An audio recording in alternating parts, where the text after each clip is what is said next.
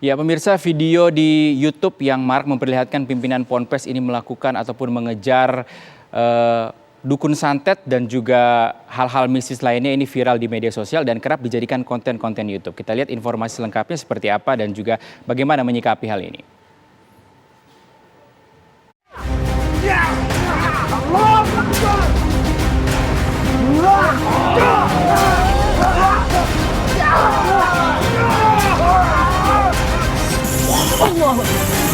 Kamu belum kapok. Aksi mengejar dan menghukum para dukun santet kini marak dijadikan konten di YouTube. Berbagai pengguna YouTube dari kalangan santri dan pengasuh pondok pesantren tak ketinggalan menyuguhkan aksi mengusir jin hingga mengajak duel para dukun. Nah, mungkin lanjut aja langsung.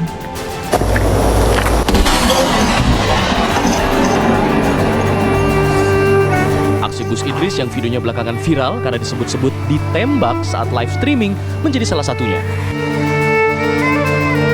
Pengasuh pondok pesantren Thariqul Jannah di Ngaju, Malang, Jawa Timur ini memiliki pengikut di atas 1 juta subscriber karena kontennya mengejar dukun yang berbuat hal tak baik.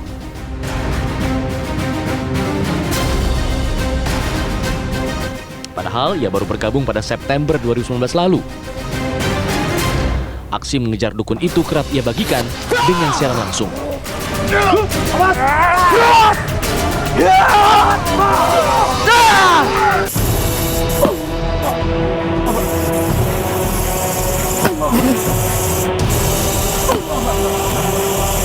Ada pula channel Kang Ujang Bustomi yang juga menyuguhkan aksi serupa. Namun pengikutnya di YouTube lebih banyak, mencapai 5 juta subscriber lebih. Kang Ujang merupakan pemimpin padepokan anti galau di Cirebon, Jawa Barat. Baru aktif di YouTube Januari tahun lalu, video-videonya sudah ditonton lebih dari 400 juta kali. Ujang Bustomi menunjukkan aksinya berduel secara kasat mata dengan para dukun di berbagai wilayah, dengan tujuan membuat para dukun itu bertaubat. Dua YouTuber mistik ini hanya beberapa dari sekian banyak YouTuber lain yang juga bermain di konten serupa. Ada lagi Mas Karyo dari Padepokan Sendang Sejagat di Langkat, Sumatera Utara. Selain mereka ada pula channel paranormal Ning Siti Nampi, Bang Haji Ridwan, Gus Nur Syamsun, hingga Teguh Iqbal Johar. Channel-channel itu menawarkan aksi mistis dengan bumbu agama sebagai penawarnya.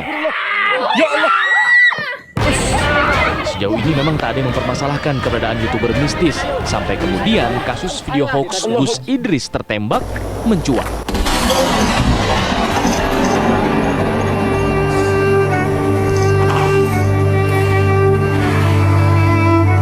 Tim TV One mengabarkan.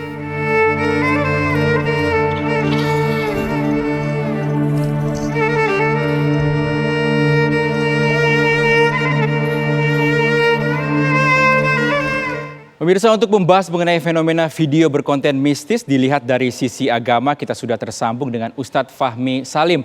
Assalamualaikum, selamat siang Ustadz. Waalaikumsalam warahmatullahi wabarakatuh. Mas Rizky, apa kabar? Sehat, semoga Ustadz dalam keadaan sehat. Ustadz, kalau kita lihat banyak sekali hingga saat ini konten-konten berbau mistis ini muncul di YouTube begitu ya, dijadikan konten, dan ada ustadz-ustadz juga yang mengusir dukun-dukun santet, mengajak agar tidak melakukan hal-hal yang seperti itu. Nah, dari sisi agama melihatnya seperti apa Ustadz? Saya malah baru tahu kalau ada YouTuber isi kontennya itu tentang santet nih, perdukunan. Ya, ini luar biasa ya. Memang sekarang YouTube ya atau platform yang serupa ini dapat menjadi profesi baru sebagai YouTuber itu, karena dapat menghasilkan pendapatan yang cukup lumayan. Apalagi kalau subscribernya banyak, viewersnya terutama, dan interaksi ya, like, share, and comment itu sangat banyak, maka ini akan menghasilkan pendapatan yang cukup besar. Ya, saya tahu begini karena saya juga YouTuber juga walaupun sedikit gitu ya. Nah, ini persoalan santet, perdukunan ini kan sudah difatwakan oleh Majelis Ulama Indonesia. Ya, Majelis Ulama Indonesia ini kalau saya kutip ya, dalam fatwa nomor 2, ya, fatwa nomor 2 tahun 2005. Itu sudah lama ini ya, sudah 16 tahun hampir. Ya, sudah 15 tahun lebih ya. Itu di tanggal 26 sampai 29 Juli 2005 ketika MUI melaksanakan musyawarah nasional ya yang ke-7 ya, itu telah mengeluarkan fatwa yang jelas bahwa kesimpulan dari fatwa ini ada 3 poin. Pertama, praktek perdukunan itu dan juga peramalan, ya, meramal sesuatu, istilahnya meneropong perkara hal-hal yang gaib, masa depan sebagainya, itu adalah hukumnya haram. Segala bentuk praktek perdukunan ya dan peramalan itu hukumnya haram. Nah, santet ini bagian dari perdukunan. Ya. Yang kedua, mempublikasikan, ini fatwanya ini. Mempublikasikan praktek perdukunan dan peramalan dalam bentuk apapun, ya termasuk YouTube atau diunggah di Facebook atau di mana saja ya platform media sosial, itu hukumnya haram. Yang ketiga, memanfaatkan menggunakan dan atau mempercayai segala praktek perdukunan dan peramalan itu juga hukumnya haram. Jadi para ulama kita telah sejak jauh-jauh hari ini kan fenomena yang terus berulang. Tahun 2005 mungkin belum ada YouTube secara masif seperti sekarang. Tapi ini fatwa ini sangat relevan untuk kondisi sekarang ketika banyak masyarakat Indonesia ya itu beralih tontonannya kepada YouTube.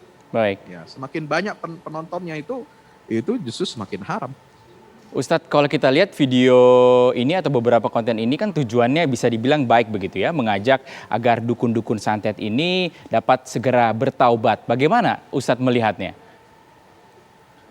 Iya, di situ ada 2 sisi, ya, ada 2 sisi. Ibarat saat mata uang itu ada 2 sisi mata uang. Pisau itu juga ada 2 sisinya, ya.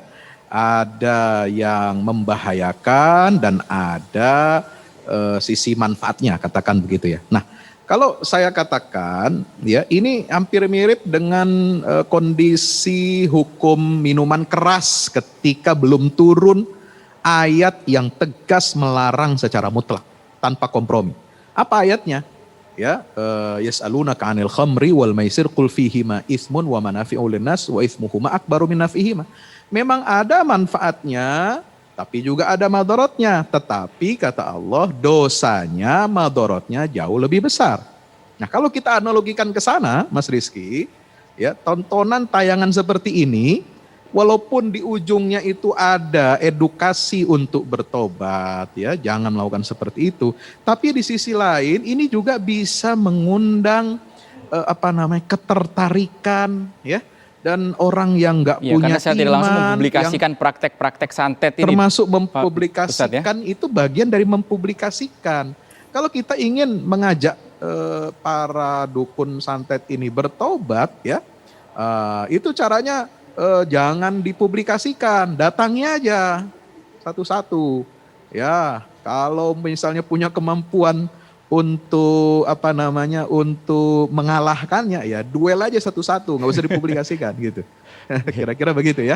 Ya baik, karena itu nanti akan dilihat 2 sisi ya, dan tidak semua masyarakat yang menonton, apalagi orang awam ya, mereka tidak punya ilmu, tidak punya pegangan akidah yang kokoh, ini bisa meniru hal-hal yang negatif. Nah, mereka lantas bagaimana Ustadz ini masyarakat harus menyikapi konten-konten ini Ustadz? Tayangan-tayangan seperti ini. Ya, saya pikir ini harus ditegur oleh KPI ya. Ya, kalau memang itu ranahnya masuk dalam wilayah KPI.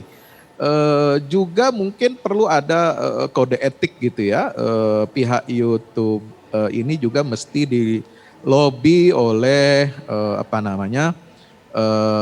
Kementerian Menkominfo gitu ya, untuk menertibkan tayangan itu dan melarang. Sebab ini juga kan ada unsur kekerasan di situ. Ya, ada violence, ya, ada aksi-aksi yang juga bisa membahayakan orang, dan ini tidak boleh ditonton oleh orang banyak.